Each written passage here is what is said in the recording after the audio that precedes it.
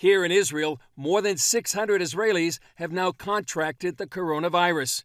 Israeli Prime Minister Benjamin Netanyahu is cracking down and made the government's previous guidelines an order.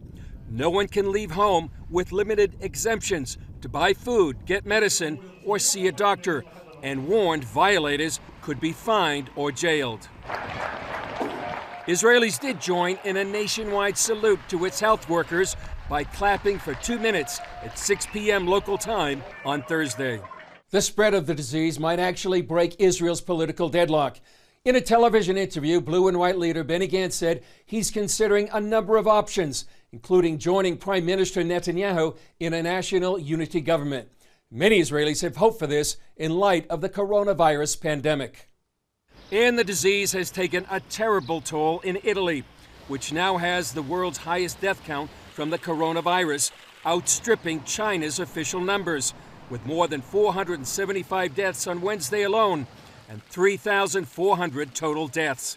The country's healthcare system has been overwhelmed by the virus. In a grim scene, the Italian military transported coffins from Bergamo, one of Italy's worst-hit cities. In the meantime, Italy's iconic sites remained empty of tourists. Back here in the Middle East, Iran is still the epicenter of the COVID-19 outbreak.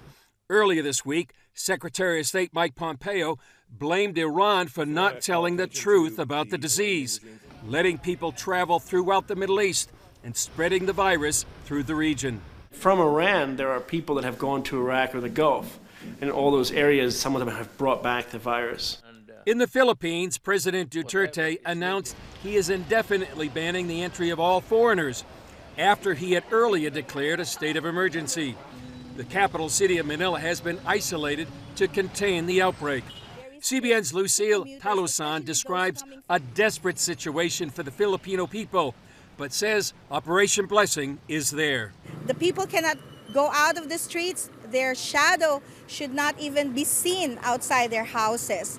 Another challenge is the shortage of personal protective equipment such as gloves and masks and supplies such as disposable gowns and shoe covers. And this is what Operation Blessing is now preparing to distribute to the different small hospitals. Prayer chains are also being done by different Christian churches, and this is because now is the time that we need God's supernatural intervention. From Manila to Rome to Jerusalem, the nations are trying to cope with a pandemic not seen for generations. Chris Mitchell, CBN News, Jerusalem.